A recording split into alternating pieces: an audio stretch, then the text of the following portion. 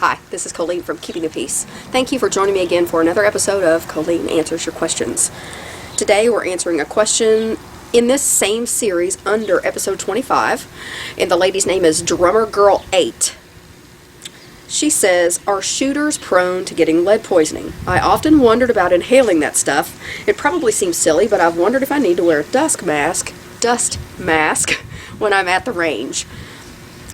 I would say on average, shooters are not prone to lead poisoning because on average, shooters don't shoot for a number of hours in 1 week, and they generally, it's a controlled amount of time that you're spending in the range. But I will say, it is something that can expose you to lead, so it is good to take precautions.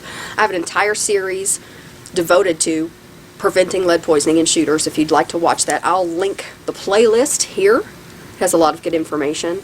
But what I would say is, if you're shooting maybe an hour a week in a range that has pretty decent ventilation, and you're washing your hands after you're finished, and not eating while you're in the range, you're going to be just fine.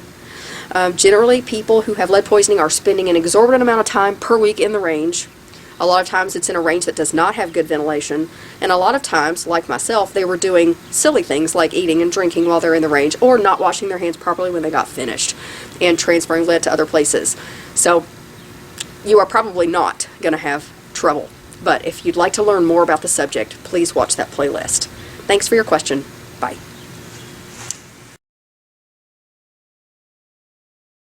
Hi, it's Colleen from Keeping the Peace, and thank you for coming.